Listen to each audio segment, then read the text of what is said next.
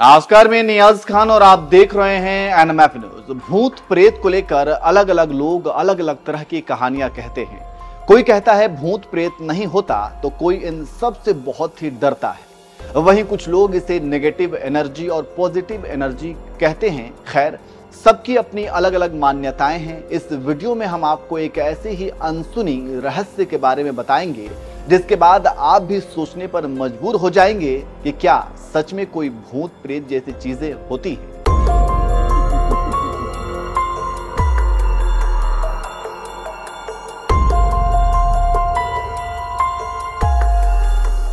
अगर मैं आपसे कहूं कि भारत में एक ऐसा रहस्यमयी रेलवे स्टेशन है जहां 43 साल से एक भी ट्रेन नहीं रुकी है, यहां तक कि जब ट्रेन इस स्टेशन से गुजरती है तो ड्राइवर ट्रेन की गति को तेज कर देता है ताकि जल्दी से जल्दी ट्रेन यहां से गुजर जाए।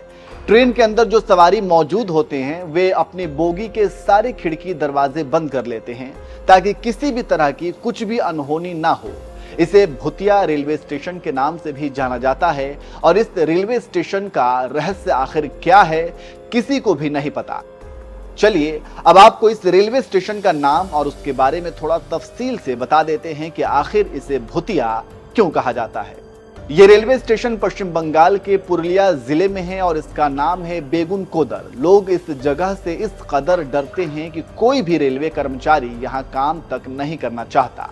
इस स्टेशन से आज भी गाड़ियां गुजरती हैं तो उसमें बैठे लोग घबराए रहते हैं। वैसे एक वक्त था जब इस स्टेशन पर काफी चहल पहल हुआ करती थी। 1960 के दौर में ट्रेन यहां आती थी और लोग यहां से सफर करते थे या पहुंचते थे, लेकिन ये ज्यादा दिन तक नहीं चल सका।